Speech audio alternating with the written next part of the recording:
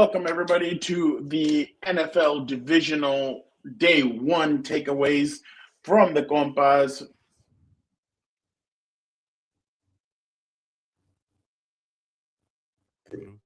Did we lose them, or am I slow here? No, I can't hear him either. I never know if it's me or not. Yeah, we lost you, Fernando, for a bit. Oh, sorry. There we go. The Broncos advancing to the AFC Championship game. The Seattle Seahawks have, in 3, 4, 5 minutes, will advance after that ass whooping. Somebody bring out Michael Irvin with that belt. So yeah, a lot of different stuff. And then 2 head coaching hires were made on Saturday. That leaves 7 openings still. So a lot of stuff still going on. Gilbert, how are you doing? I'm doing well, but like I was telling Victor before we jumped on here, I practically wrote 2 Broncos stories today because the second that we were going to publish my first one is, oh, crap, Bo Nix broke his ankle and he's out for the AFC title game. I pretty much spent like an hour writing about, you know what? People didn't take this team seriously for the whole season. Yeah, it's middle January, but that was a big time victory against Josh Allen. And it's like, now it's like, oh, wait, people still won't give this team credit because Jared Stidham's going to play now. So I pretty much pivoted and I said, I think the Broncos defense in a weird year could be enough to win the Super Bowl. Like, if you think about it, we're like a game away from CJ Stroud, who I think could be a good quarterback, but he can't get any offense going. CJ Stroud against Jared Stidham. And sometimes you get ugly playoffs like that. It sucks to see Josh Allen, crap the bed again. But I know I'm jumping the gun here, Fernando. You were just saying how you're doing. But that Broncos game was just so chaotic that I even forgot about the interception that the refs pretty much said, no, interception. We're nothing to see here. Let's move on. It was just a game filled with so much in the aftermath. This is going to be the scene at Mile High next week. Phillip Rivers walking in and playing for the Broncos in the AFC Championship. Dude, WWE needs it, or NFL needs it. Not that they're like WWE. No, do it. He can push the ball down the field more than Jared Stidham can. I will tell you right now. No, he cannot. No. I feel like every Chargers fan who loves Phillip Rivers would probably hate him if he did that. So even from that, it would be bad optics. Do it. But be a heel. Who cares? Can you imagine? Phillip walks in there. He takes him to the Super Bowl. He's Peyton Manning 2.0 of 2015 with no arm winning the Super Bowl. That would be amazing. At this point, give me Cam Newton. He keeps crying about every old quarterback coming back. Give me Colin Kaepernick at this point. I don't want to see Phillip. Hell out of here. I'd rather see Phillip than both of those guys put together. He was terrible. But this team is better. Everybody tells me that this team is better. I want to see that. That is true. Vic, how are you doing? Doing good. I was gonna say the best thing about this second game here between the 49ers and Seahawks was Tom Rinaldi's outfit tonight. I thought that was the most impressive thing I saw tonight. It was a nice little suit. He had like a nice suit with a nice gray jacket. Good colors there. I'm gonna say that. That was the best thing about this game. I love that now the players, Dion Dawkins, left tackle of the Buffalo Bills, has just uploaded this to his Instagram. Oh my goodness. That looks like a damn catch to me. I don't know. His hand's on the ball though, and you're kind of just freezing the frame to whatever you want. But I get it, Yeah. Well, it's the reason is because, and I don't know, maybe like when the ball exchanges hands is when he's on his back. Brandon Cooks is on his back. He kind of like the other guy rips the ball out like that. One of those plays where they're like, oh, the knee's down, like when quarterbacks fumble after the play. So I think that's where they're going with this. It's a catch. It's not really like he wasn't like running with the football and then he got it punched out. But it's just crazy the way that the NFL. Look to the right, Fernando. Yeah, right there. There you go.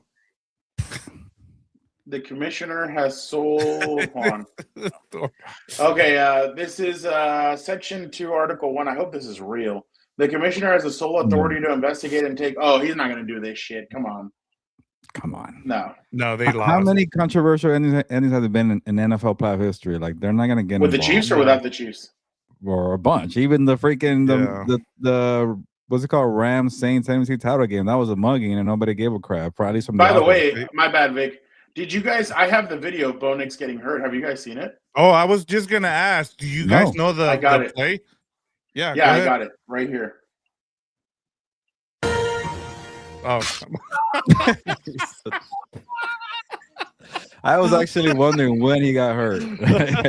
Like, was it in the overtime? Was it before his go-ahead? So I really thought you had the actual play. So the Twitter doctors are saying it was on the kneel down, but then so on the kneel down, a guy, one of the Bills players charges and makes him double pivot, and then he puts his knee down. Which then he comes up limping, but then other people are saying it's on the end around the quarterback designed run, the one where he lost 3 or 4 yards in on that same drive. So they did what's it called? Dan said it, a quarterback designed run, and that's where he got hurt. They're trying to Josh Allen him. What part of the game was that? Was that what you said before? On the overtime. Yeah, it was in the overtime. Jeez. I'm assuming on the game-winning drive. Let me try and find it for you guys. I'll show you. Yeah, it's on the game-winning drive. Wow. Oh yes, Tom Brady coming from the booth to fill in. Do it, Tom. Be a hero. Why does nobody want to see Jared Stidham? Come on, he's been training all year for this, for his moment. And the second the get there, like, no, that's terrible. This is, and I was trying to remember the name of it. Was it something Cook that came in for Derek Carr with the Raiders, and then like Connor shit the bed against the Texans? It was the Texans. Yeah, it was the Texans. Yeah, but that. Oh yeah, was that? Oh yeah, I forget. That was 2016. Was that? But did he have a start before that or no? Yes, Derek Carr got hurt against the Colts, I think Christmas weekend, and then he got 2 starts plus the playoff game. Hey, Gilbert, aren't these the Vargas? My bad, I'm so sorry. Aren't these the Vargas sons?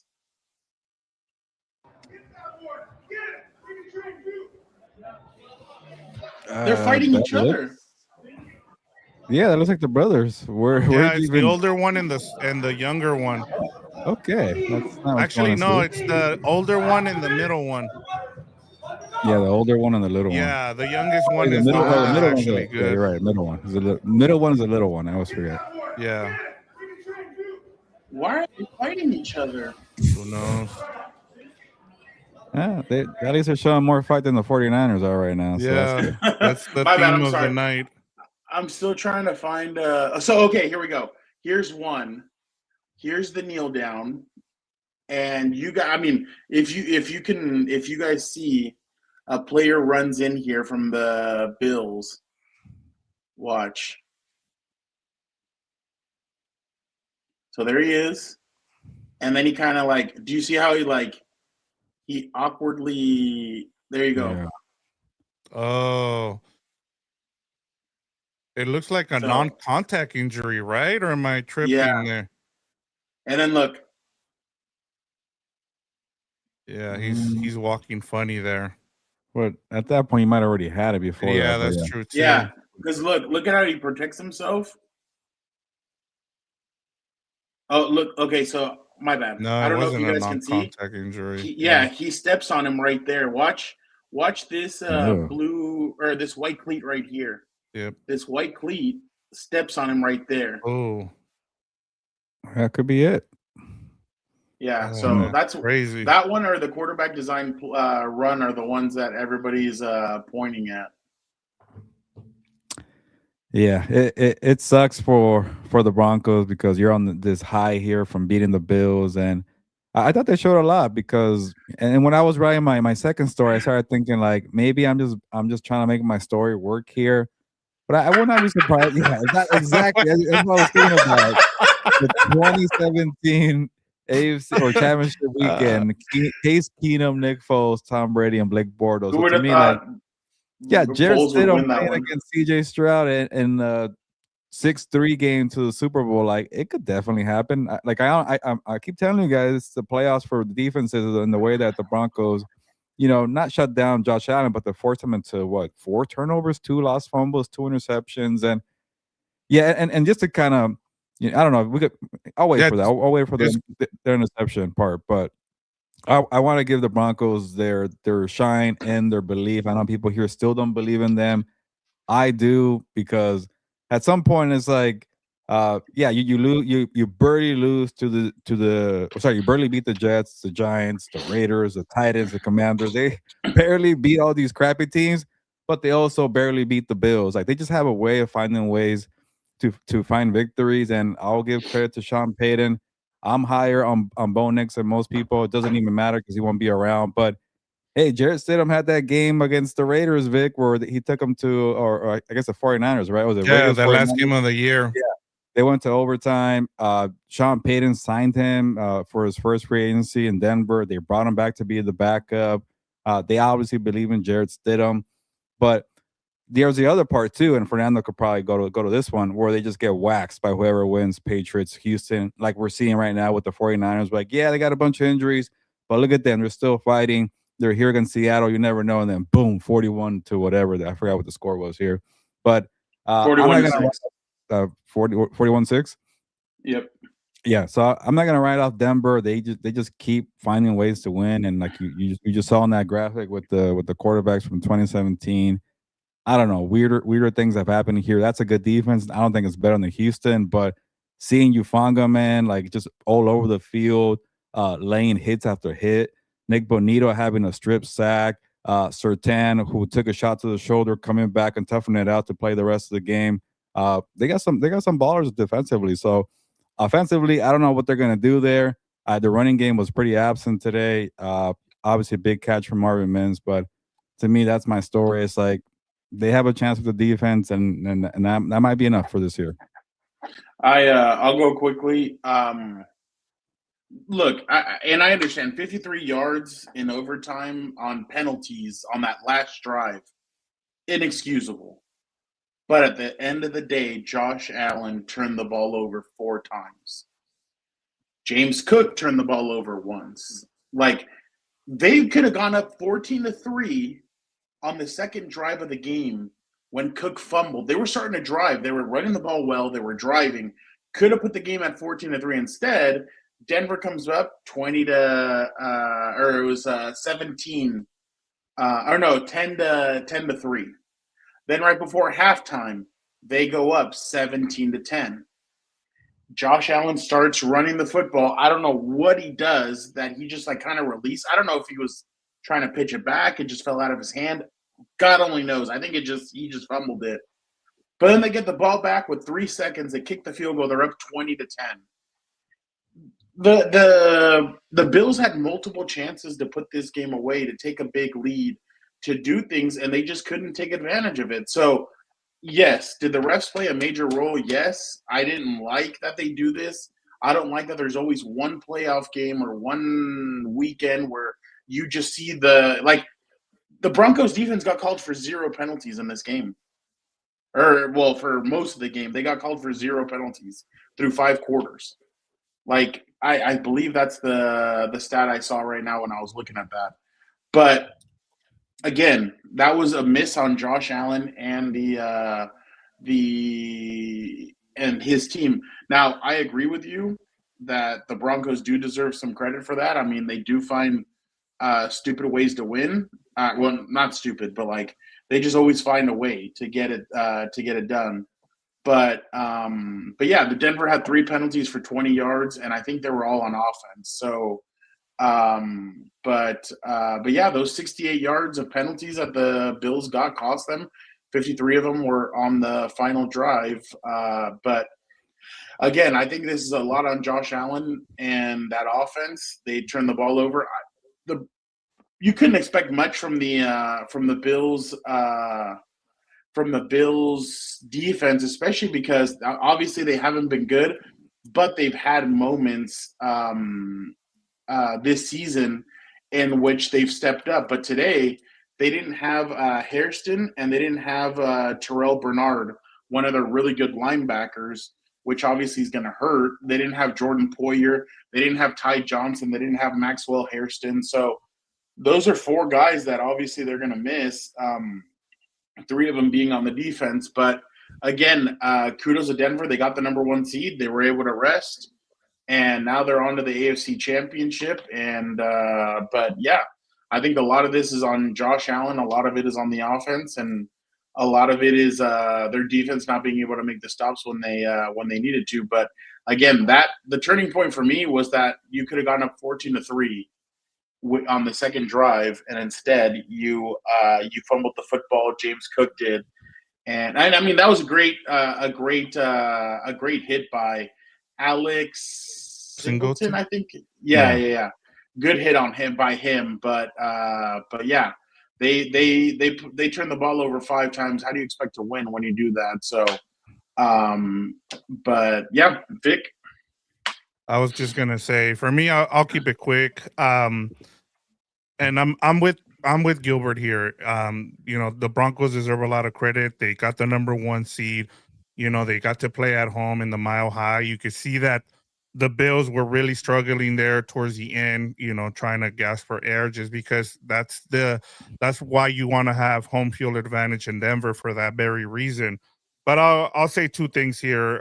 The Broncos, I thought offensively, they kind of struggle, Gilbert. I want to say, like, in terms of, moving the ball. I thought Bo Nix was a little amped up in the first half, but every time you needed him to make the throw, he made it. So kudos to him. But to me, I go back to Josh Allen. This is all on Josh Allen and Sean McDermott.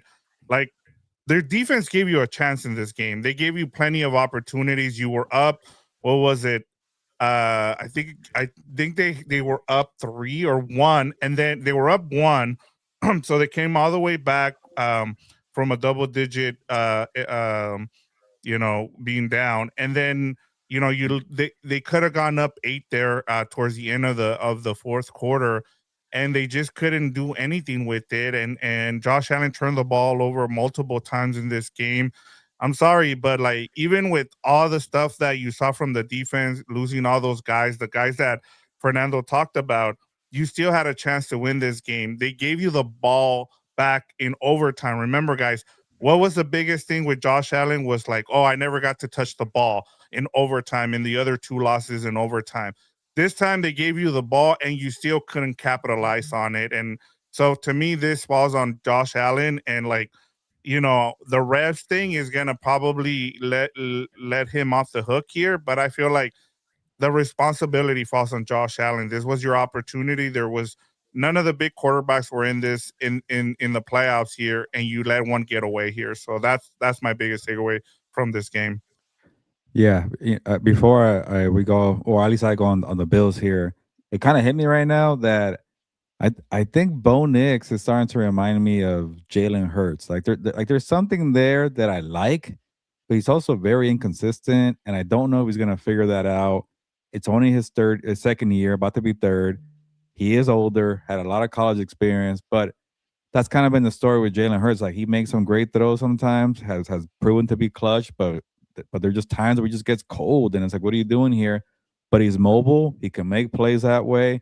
So, yeah. The pick he threw was ugly. Yeah, Bo Nix, yeah. Yeah. But then he has moments like the throw to Marvin Mims Jr. That was a beautiful rainbow shot where only he could get it, and boom, that was just, it just shows a lot of moxie. Like, yeah, I'm here with Josh Allen going toe to toe. We pretty much blew a 23-10 lead, but here we are, 27-23 now. So like, I like that, he's confident in big moments. Unfortunately, we're not going to see what he could do, but that was his first playoff moment of his young career, and I wanted to see more. But I'm just having a hard time getting a pulse on this guy. Like, I don't know if the ceiling is as high as Sean Payton makes it seem, but I think it's higher than all the draft experts saying he's a safe choice, high floor, low ceiling. There's somewhere there in between, where between the PR publicity from Sean Payton, and friends saying he's the next superstar, and then what the draft experts were saying in 2024. But anyways, that just kind of hit me. Maybe Jalen Hurts could be the comp there. But yeah, and also white guy, black guy. See, I'm a little different. But going to the Bills side, I'm kind of with you, Fernando, because I want to blame the Bills more too. This was your moment, and then we're gonna be here crying about the freaking referees. Like last year, where the ball got spotted, they got screwed over. Yes, the Chiefs were involved. We always get screwed over. Or 13 seconds. If only Josh Allen got the overtime go his way, the coin flip. We're gonna change more rules now. But the other part of me is like the referees are just so bad. You couldn't just slow down the game. Watch that freaking review, even if you're not, even with your eyes closed, pretend like you're gonna take your time with the review here, because it took me some time to figure out, like, okay, fine, interception, but that's very damn close, and you're gonna just say no, we're good. And I feel for Sean McDermott, who I don't know, should he get fired? I don't know, but now there's that feeling of void of saying like, hey, let's run it back with these guys because they got screwed over, and is that really going to be good for Buffalo at the end of the day?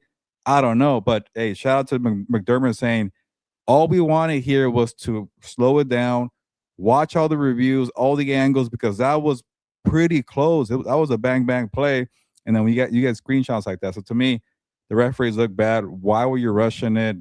I'm seeing Albert Breer saying that it smells bad, it looks bad, and now everybody who has a conspiracy theory about the NFL being fixed is going to jump with that. So I can't defend it if it looks that bad and you're rushing to go to the next call. But yeah, Dan and Diego was right. Everything is just fixed here, and everybody hates the Chargers. But anyways, I just hate that part of it. I feel for Buffalo, but also I don't want to forget that you screwed up. You let one go here when you were up. What was it, Fernando? Almost 14-3, but they blew it. Yeah. The game changed from that point. Did you think Marvin Mims caught that ball in the end zone?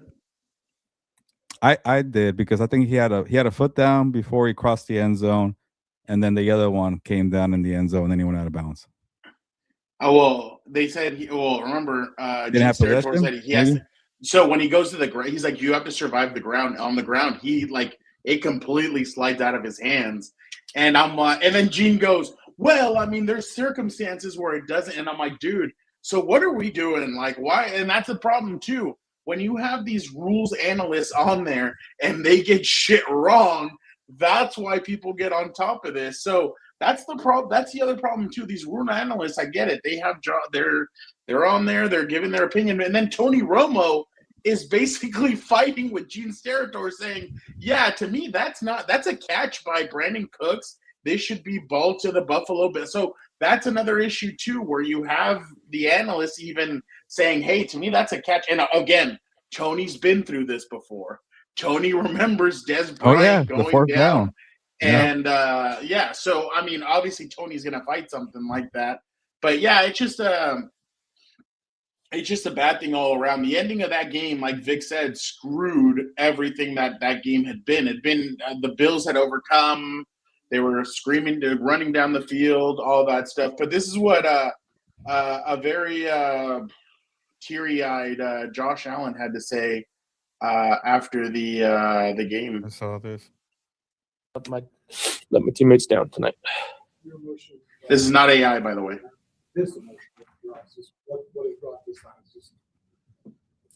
Just missed opportunities throughout the game. It's been a long season. I hate how it ended, and that's it's going to stick with me for a long time. Have to review the film.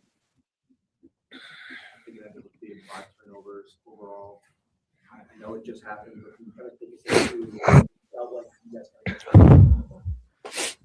yeah. Can't win with 5 turnovers. I fumbled twice, threw 2 picks. Here's McDermott on the final play. And, it's hard for me to. I've had a chance to look at. It's hard for me to understand why it was ruled the way it was ruled. And if it is ruled that way, then why wasn't it slowed down? Just to make sure that we have this right. That would have made a lot of sense to me, to make sure that we have this thing right, because that he even took a timeout. Remember? The game. Yeah, and they still rushed the ball to Tony, they said, "No, we're good. Let's move on." Yeah, Yeah, no, that's the other part that makes this a little. Oh damn! Hold on, I missed a good. Hold on, my bad, Vic. I'm sorry. I missed a really good part on that. Here's what I wanted you to hear. This part. But I'm saying it because I'm standing up for Buffalo. Damn it, I'm standing up for us. Because what went on is not how it should go down, in my estimation. That plays. These guys spent 3 hours out there playing football, pouring their guts out, to not even say, hey, let's hold this thing down. That's why I'm bothered. In that moment, Tom McDermott saved this job. But even if it was, When you know how there's that sound like I'm wondering And how in this I got moment, he knew he fucked up. I wonder if he went into his 9/11 speech here. And Oh yeah, hell yeah! That would've been And here you fun. go. That'd Here's been- one for him. So does he get shit canned tomorrow? That's the big question. I don't think so. Enough is enough. I think they should. I really do, because they keep blowing it. But it's like, oh, look at the injuries. Oh, they got screwed. All this and that and then talking about, yeah, I'm gonna stand up for Buffalo, and like talking about, oh, this is our year. We got screwed. There's gonna be something there. They're gonna like, you know what? We're back to finish this whatever the hell we started 20 years ago. Look what freaking Sean McDermott made friend of the show do. Like, what are we doing? The frustration of friend of the show. What are we doing? Well, I feel for Joey almost played in an AFC title game. He's never gone further than this round, right? Division. Yeah, he's never gone further. He wanted to talk to me at the Super Bowl. That's the thing. He's frustrated. He wanted to talk to me. He had a roughing the passer penalty too. It was a total meltdown by. It was roughing the penalty on the first pass interference. It was also a roughing the passer, but Joey gave him a good lick. I mean, but that's the thing. You do that in the first or second quarter. You don't do that in overtime. Like, I think the pass rush. See, this is another thing too. I think the pass rush got frustrated because they were not getting to Bo Nix. They couldn't hit him. They couldn't sack him. Hold on, let me see how many times. they didn't sack according him. to NFL, yeah, they didn't sack him once. Wow. They hit him 3 times, and that was Rosario. Rosu. He hit him 3 times. That was the only person that hit him. Rasu, I think. Like, that's pretty bad. So Cry about getting screwed when you can't even put a sack on the quarterback. I know that's that was really bad. But yeah, the Broncos move on to the AFC Championship. It'll be interesting to see if they. By the way, people are like, oh, now we've gone away from the Patriots conspiracy or from the Chiefs conspiracy theories, and we're back to the Patriots because people are like, oh, easiest road to the Super Bowl. Herbert didn't have an offensive line. No Nico Collins. Now it's going to be no Bo Nix, and the Patriots are back in the Super Bowl. If it's Patriots Seahawks, like, that'd be really boring. Patriots Seahawks? Nah. Yeah. You got Drake. You got a quarterback. You got Drake May. I can think of worse ones. What's the worst Super Bowl you can imagine right now? Anything involving Houston, the Broncos, and the Broncos. But yeah, you think Houston? I like watching their defense, but people are not gonna like the offense. So anything involving Denver. You know what? I was thinking about us. Like, who are we gonna interview on the Patriots? Like, if you're being honest, like, I think there's more characters. Yeah, Drake May, actually, a good quarterback. Hunter Henry would be there, so that's a good. Maybe he remembers us. Yeah, Drake May, Milton Williams. I don't know. Is he a good character talking? I forget. But yeah, we're running out of superstars. But obviously, if the Rams make it, they have a bunch. Chicago would be interesting. You know, the freaking fan base would be alive and rocking. But we'll see. Yeah, bear down. All right. Let us get to how the game started tonight, and I use this on What's Up Bolts, and I did not get dinged. So hopefully we do not get dinged for this one. But this is how the game started with our good friend Will Gavin from the UK. In the middle of the field is Rashid Shaheed. So good. With it right on the E of the Seahawks, out at the 5-yard line, down to the 10, 15, 20, 25. Gets Max throw to man, gets a hole, 25, 40, all the way down to the 50-yard line. And tries to trip him up. 30, 35, 20, 25, 10, 5. Touchdown, Rashid Shaheed. The Seahawks take it 96 yards all the way for a touchdown. And there is a...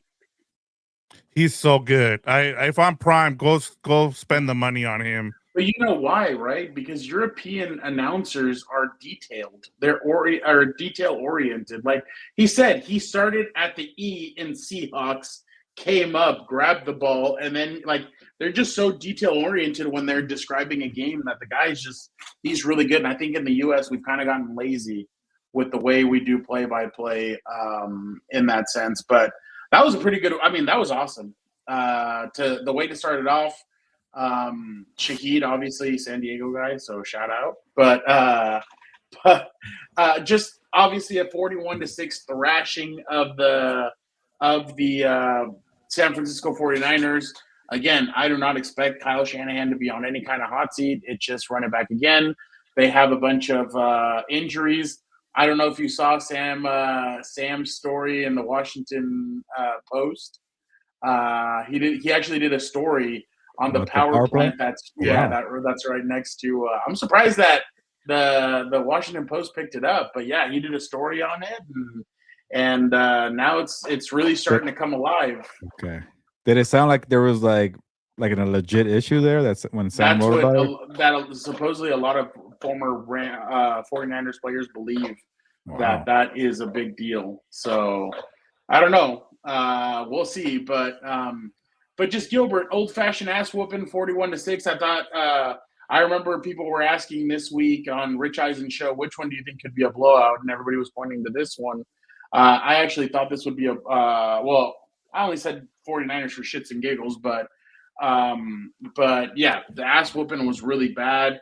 Dan, in one of those when we were watching the game, he's like, dude, they're so dependent on Christian McCaffrey now that Kittle's out that all Seattle's doing is just double teaming him, getting right in front of him. They're pressuring Brock Purdy, and they can't do anything with it. So, Gilbert, your thoughts on this game? Because I mean, there's not really a lot. Yeah, there's not much to add besides I was right on this game. I'm 2-0 for the day. I got the Broncos and the Seahawks to win. This was also my blowout game of the week because it just felt like the 49ers they got screwed on the going from Sunday to Philly to Seattle on a Saturday. But if you don't want to cry about scheduling, then get the number 1 seed. So there's a reason why he's number 1. You had a chance. Yeah, you had a chance. You lost in week 18. Now you're going back to where you failed, and you failed even harder. You got your butts whooped. They were fresher. You're the walking wounded. You have a power plant next to you. Christian McCaffrey got hurt at some point in this game. A lot of players kept getting hurt. So, for the Seahawks, man, I think part of me is like maybe they might, not bend. What's the right word? They probably needed like a close game to get that bye week rust out the way. But hey, when you got Rashid Shaheed getting a 95-yard kickoff return touchdown, and you get an easy victory, you'll take that all day. But they haven't been in a tight game yet. I even said my prediction of Sam Darnold being one and done won't happen because they're playing the walking wounded 49ers. So I do like the Seahawks. I still have my reservations about Sam Darnold. I wonder how they will do against the Bears. We didn't see them play this year. The Rams, Seahawks Part 3 would be definitely a welcome sight here. I definitely want to see that matchup. But they're one game away from the Super Bowl. And for all the crap I've been talking about them, they're right here. So they probably have my face on their locker room saying, prove that guy wrong, because he doesn't know what the hell he's talking about. But other than that, they got the job done. Vic, did you hear? Hey, Vic, Fernando, you guys have been on this team all season. You guys, that's why he started by praising himself about being 2-0. I did. We had one loss this playoff season, so keep it going tomorrow. Vic, what did you think? What's up, Charlie? You know, and shout out to Gilbert. He's right. I mean, I think part of it too was you were kind of hoping that Kyle Shanahan had another. You know, he would be able to throw the kitchen sink at the Seahawks, but they just know them really well. That you know, and I saw this comment here from from AMS. He's like, how bad are the Eagles after the Seahawks crushing the 49ers? And I think, like you said, Fernando, I think part of it too was like they hadn't seen the 49ers. They hadn't seen Kyle Shanahan yet. And the fact that Kyle Shanahan outcoached Big Fangio was huge. And the fact that he still had Kerry Kittle and was able to kind of throw the kitchen sink at the Eagles.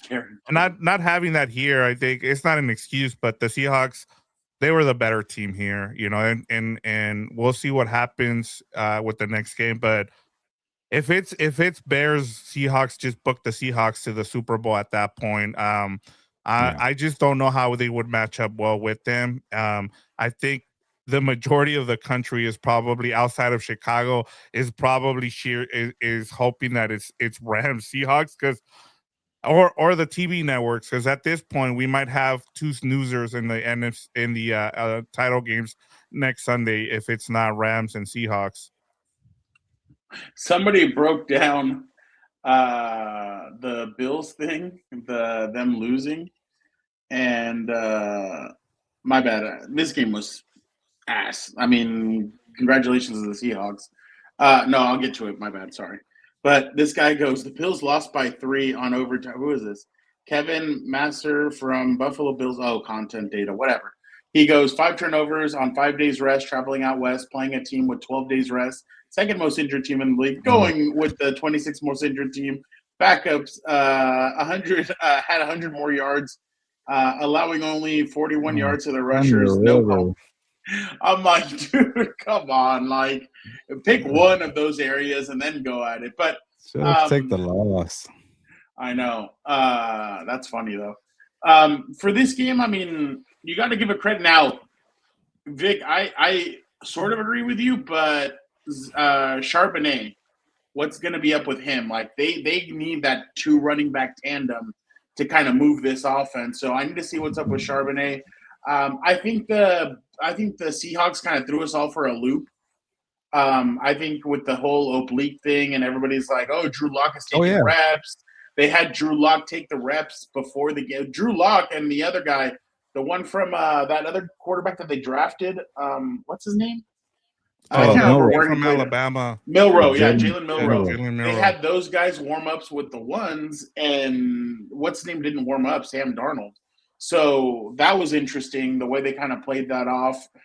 Darnold only had to throw the ball 17 times. He had 124 yards, 1 touchdown. It was the touchdown to Jackson Smith and Jigba, who had 3 catches for 19. The big winner here, Cooper Kupp, 5 catches for 60 yards.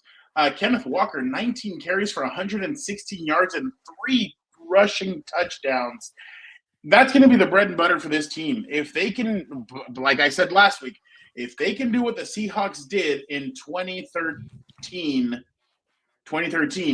if they can run the shit out of the football and play great defense and limit, Sam only has to do what he did tonight, 17 passes thrown, 124 yards and 1 touchdown, they're going to be okay. That's all you need to do.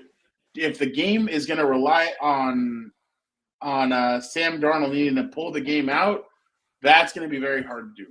So the 49ers need to go back to the drawing board and see what they're going to be able to do. I know Ayuk, they want to get him off their books.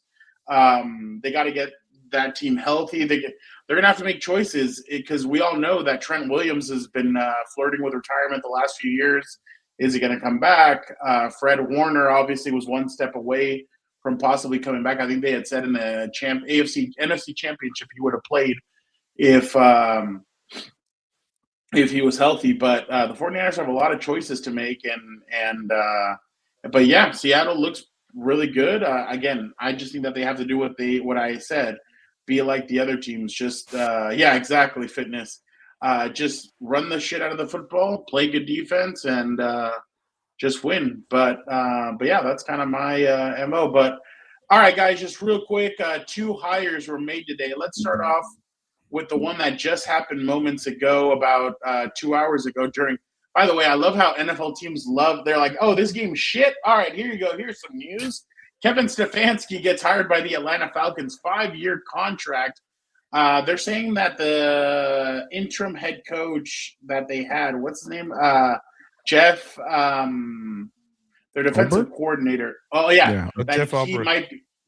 He might be staying as their defensive coordinator, and that supposedly they could hire Brian Callahan as their OC, former Titans head coach. Gilbert, is this you're awake, or is this you're asleep kind of hire? I feel like I'm neither. It's kind of like an even keel move here, and yeah, don't forget about Jeff Ulbrich, whose son, what did he say? He called Shedeur Sanders ass, or I forget what he said. No, he prank called Shedeur and told him that they were he prank called. Yeah. Okay. Yeah, forgot about the infamous moment in NFL draft history. But yeah, this one kind of makes a lot of sense. It like the thing with Stefanski though is like, yeah, he knows how to run an offense. It's been a minute because the ones in Cleveland the last 2 years were pretty bad, but he's capable of getting to the playoffs. He had some good years as the OC for the Vikings and Kirk Cousins. So I think for them, it's just like getting to that playoffs because they haven't gone to one since 2017. That's a long time for old man Arthur Blank. So if you're just looking for that next level, I think Stefanski could do that. I don't know if Stefanski is, on the tier where John Harbaugh was before, it got stale in Baltimore. But can you be a consistent winner? Because when you have Bijan in his prime, Drake London in his prime, you got some good draft picks offensively this year, and Jalen Walker and James Pierce. The jury's still out of Michael Penix Jr. So that's the other thing too. Like we saw, Stefanski work with young quarterbacks in Cleveland. There was a lot of clashing. I don't know if it's going to work with Penix, but I just hope that Blank and whoever the new GM is there is going to give Stefanski say, if like, hey man, I worked with Penix for 1 year. He's not my guy. Can we go draft one? You got to give him that power because so far the jury's still out on Penix. But other than that, you had to make this move with somebody safe, somebody who's a proven, winner of getting to the playoffs, because everything you invested in on that team, so many first rounders, Kyle Pitts, who might be a free agent or might be on the way out, also another promising player. So to me, you have to maximize this team. And if they start losing, if they lose again, it might be one of these fire sales in 2026 where you say, all right, Stefanski, do it with your players. You tried it with the other guys' players. It's not working. Vic, why don't you give your thoughts? I'm gonna just keep it simple. I think I texted.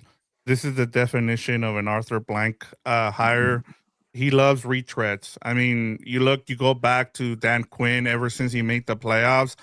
Like, go and hire a young mind. Like, instead of going and getting Stefanski, I don't know what grade Gilbert's gonna give this. I'm actually I want to know, because I'm not a big fan of this, and maybe I'll be wrong. I've been wrong about some of these hires before, but I just think you could have done a lot better here. You could have gone out and gotten someone younger, but hey, he loves his retread. So, I mean, at this point, it's either you hire a defensive-minded guy or an offensive-minded guy, depending on which way people are telling you to go here. Like, you went and you hired, two, what is it? What are they called? These firms to help you hire these guys, this is what you came up with. Like, I could have done that. Yeah, exactly. Here you go. Good hire. There you go. But yeah, so that's my takeaway, Fernando. Yeah, what's the point? Yeah, if you're hiring Harbaugh, Stefanski, or a Tomlin or McDaniel, like, why the hell do we have a search firm? Like, get the hell out of here. Dude, they keep on saying that Tomlin's not coming back to the NFL. That's it. Yeah. That's but that's like I give you him a lot don't of need a respect. search firm to go talk to Tomlin or even like a outside the box. See, but yeah, I remember in 2013, the Chargers hired Ron Wolf, who's a big-time executive that was with multiple teams. They hired him to help them with their hire for general manager and head coach, and he ultimately told him Tom Telesco was the right way to go, and then obviously Mike McCoy. I understand that, but hiring a firm to help you, like, that to me is just like, I don't know, MLS firm, Fernando. Yeah. Like, yeah. Right. No, you're completely right. Like, don't freaking, just, I don't know. It's just dumb. Like, I don't know. I just feel like the NFL is going in a weird way when it comes to all this stuff. And I agree, Gilbert, I agree with you. He has to have full say on who his quarterback's going to be. If he feels like Michael Penix isn't the guy, then they're going to have to listen to him. And if he says, hey, I don't think this is the guy, boom. Like, I do think, and by the way, they don't have that many draft picks. I think they have 5 this year, and they don't start until the second round. So I'm interested to see how Stefanski's going to manage all that stuff. And like you said, does Stefanski believe that Kyle Pitts is correct? Are they going to use him in the correct way? Because we've seen Arthur Smith pissed that away. All these guys. Hey, Charlie, hold on. Whoa, thank you, Charles. Charlie. All right, we got to answer this. Hold on.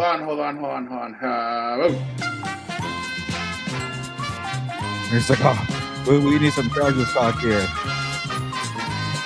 There you go. Thank you, Charlie. Go ahead.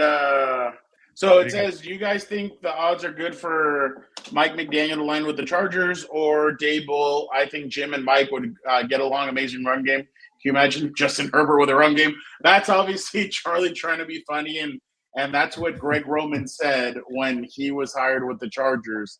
Can you imagine if Justin Herbert with a run game? Gilbert, I'll let you go first.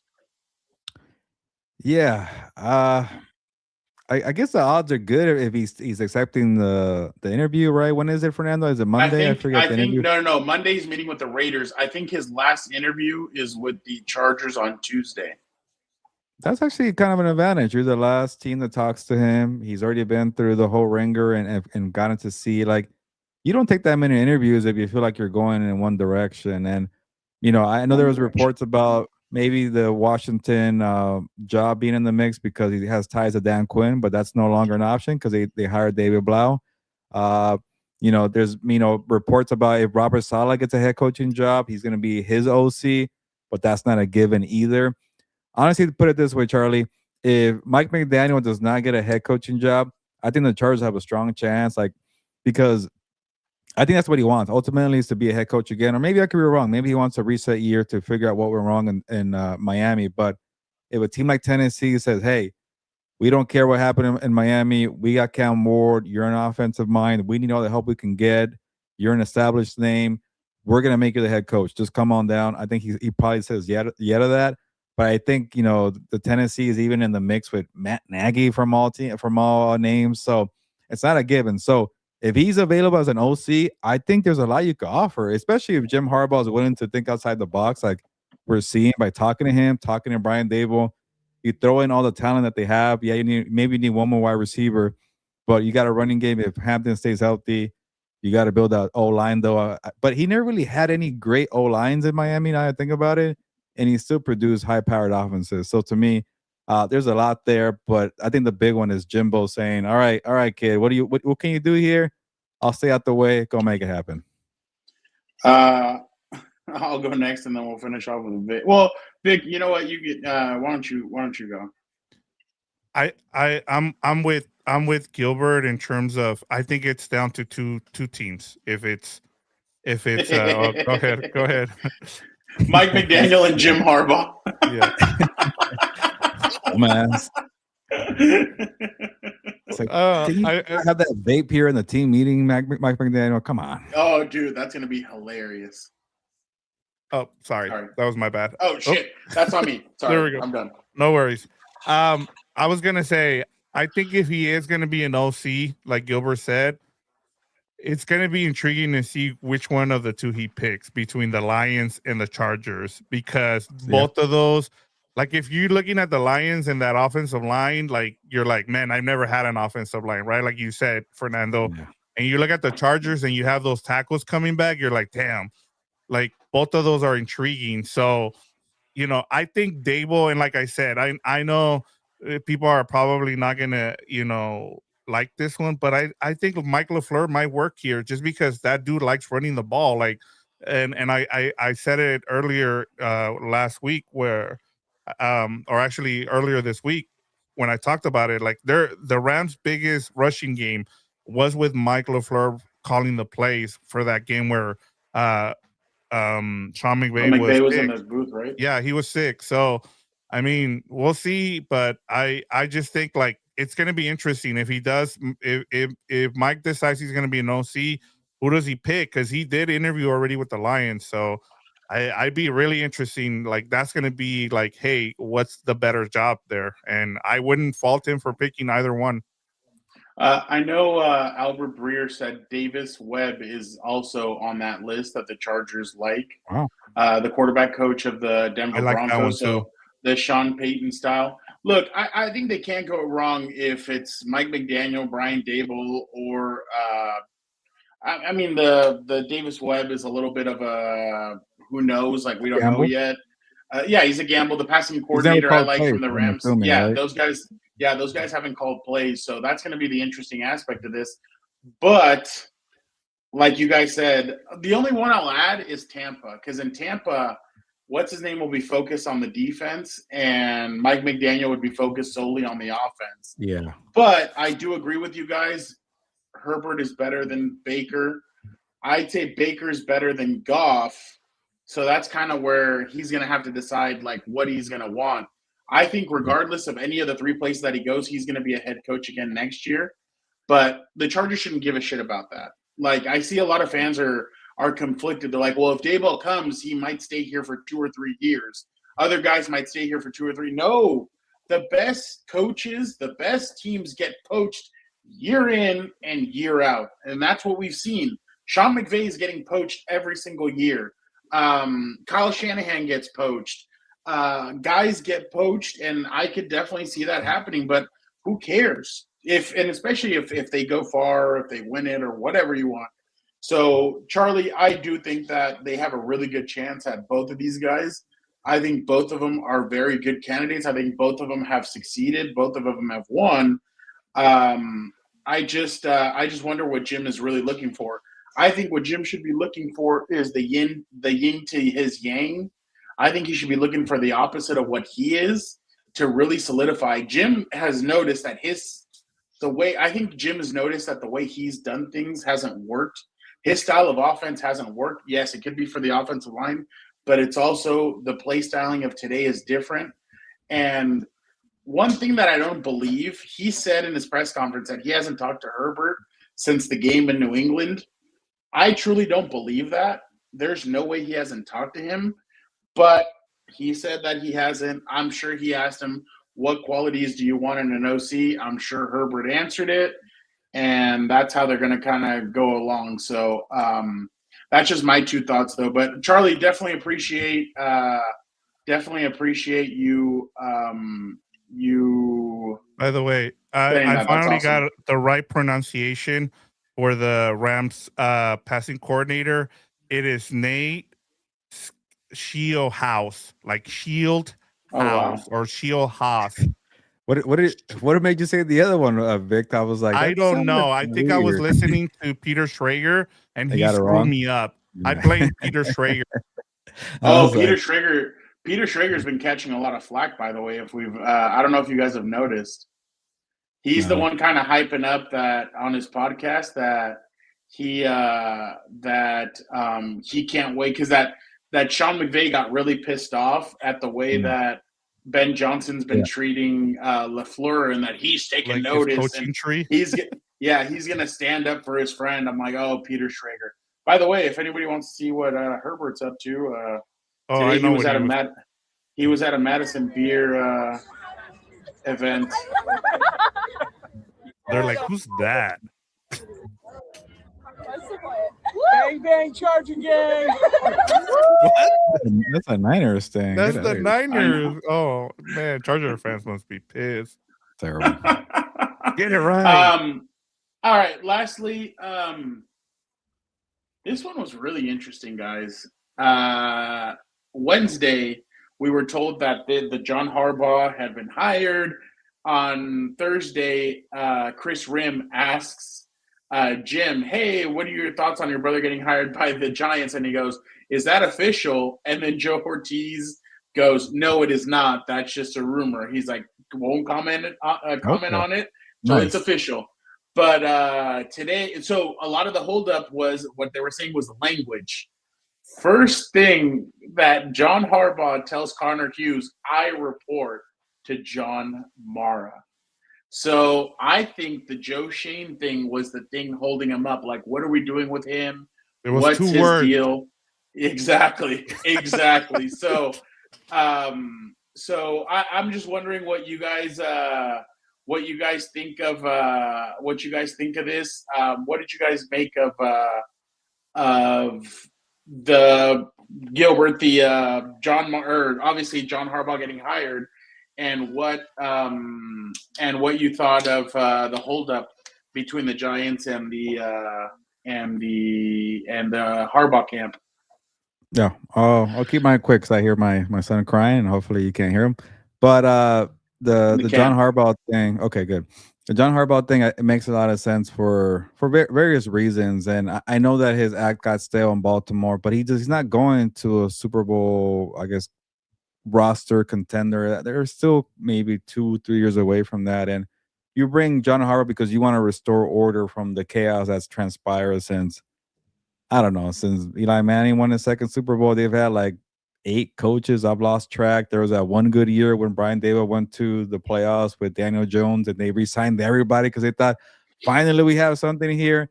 I think Harbaugh could get you to win and get you to win consistently. I think he could build young core groups. He's worked with Joe Flacco when he was a rookie. He worked with Lamar Jackson when he was a rookie. What was that? Okay. What? There's a bit from Fernando. I don't know. But yeah. Fernando, that has like something else going on in his headphones. No, it was a Joe Morley video that popped up on my phone. So he's like making fun of 49er fans. My bad. Okay. Anyways, but yeah, I think for me and all front, because they got tired of like always losing, and it kind of happens all the time where like you lose all the time and you see a big name and you go all in to get them. Yeah, that could work, but could also backfire. We don't know, but I think for the Giants' sake, you had to do it. The Falcons one, it kind of feels like a small win for Arthur Blank to finally end this playoff drought. I think for the Giants, it's like you got to build consistency. You got to build a foundation. You got to get rid of the chaos. Like this team has been pretty drama filled for the last better part of the decade. I don't know. They've been a bunch of turmoil, a bunch of turnover.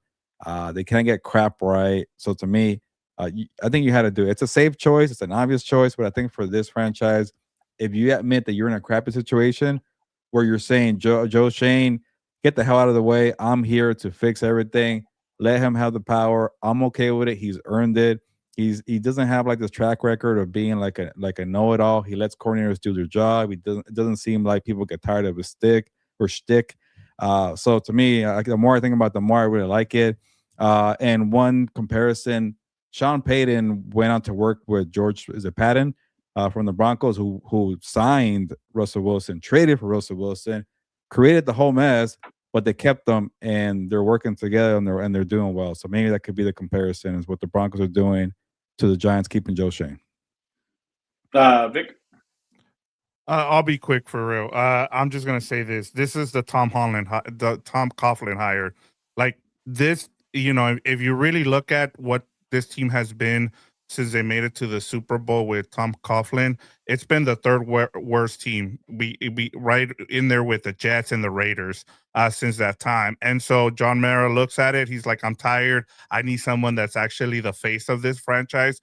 And he went and he hired John Harbaugh. Like that's why he's only gonna have to go and talk to John Mara from now on. Joe Shane is pretty much out of the picture here, like Gilbert said. Outside of like collaborating, this is like from top to bottom. This is all on John Harbaugh. Like how we've been talking about CEO coaches. Like he's not only the CEO right now, he's gonna be like the right hand person to the owner, just because they've gotten so desperate that they haven't been able to hit on their coach.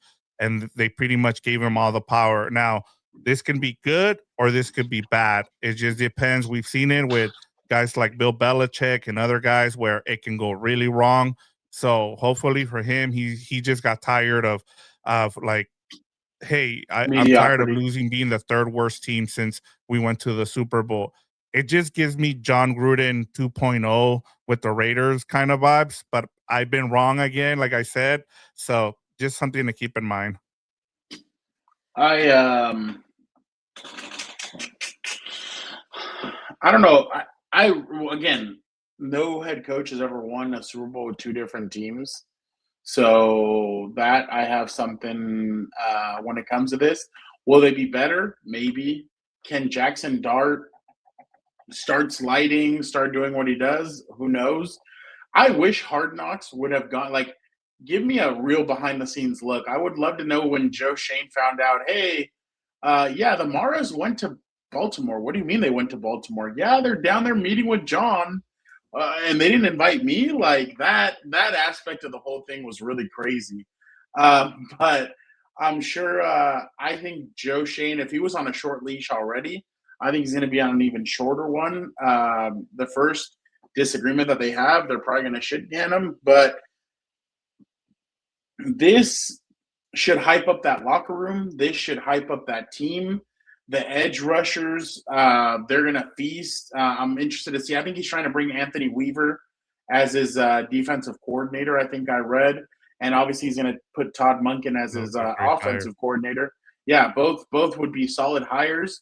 They got to work on the cornerbacks, but that pass rush that they have, I mean, they have Dexter Lawrence, they have Brian Burns, they have such a good defense already that they're going to need to work on the offense. They're going to need to improve that offensive line, improve that whole team. But yeah, I would love to see. And the thing is, John isn't as weird as Jim, so I can't see. Oh, I wish I would have seen the interaction between Cam Scadaboo and John Harbaugh, because he's not really like that. But he's probably like, hey, stay off of TikTok and stop doing those weird videos with that sketch fella, and start getting ready for the season, because this is going to be a tough season. But I think it does boost them. I think the NFC East is kind of like raising their eyebrow, like, oh shit, like all of a sudden who's the worst coach, Brian Schottenheimer or Dan Quinn in that division? So yeah, that just put the whole division on notice that the Giants are serious. I do agree with Vic in the sense of this could either be a really great thing or a really bad thing, and we still don't know what it's going to be. But I definitely think that it makes them tougher. It makes them stronger, and you're going to have a guy who, yes, in the back end, when things got stale, they would choke big leads. They would not win those games. But we have to remember, too, when he had Joe Flacco, they would win all those games. They would go into other people's homes, and they'd beat them on the road. That's how they won that Super Bowl. They played the Colts in Baltimore, and they went on the road to Denver. Then they went on the road to New England, and then they went to New Orleans for the Super Bowl, and they ended up beating the. By the way, one time when we were talking to Joe Ortiz, he said, "I can't talk about the Super Bowl victory in this place. Like, how do you think it makes me feel?" And I just started laughing. I'm like, that's pretty good, because he beat obviously Jim, but. We'll see what this hire is like, but 2 hires down, 7 more to go. We'll be back on Gilbert. Are we doing a Lunas Live? Yeah, let's do it. Yeah, it should be good. Okay. Lunas Live on Monday, and then obviously on Tuesday, the Four Compas show. And we'll be back to discuss on the Four Compas show, we'll break down the AFC and NFC championships. And Vic, maybe we take a look at what our season. Well, no, we can do that during the week off between the AFC championship and before departing for Radio Row. But yeah, appreciate everybody so much for checking out this edition of the NFL Divisional Round Takeaways. Thank you everybody for joining us. You guys were the best.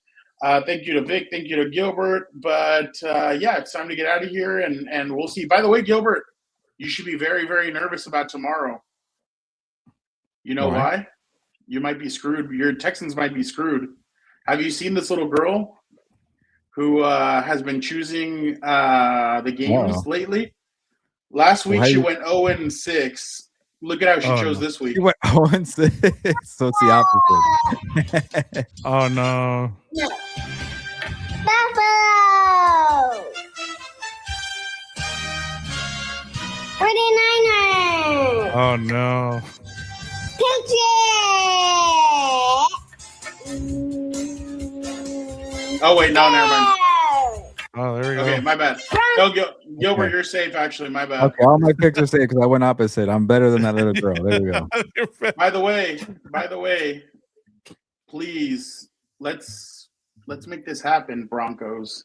You have a couple days left. Let's just. Why not? Okay, all right. Let's get out of here. I do not want to see this twice in one season.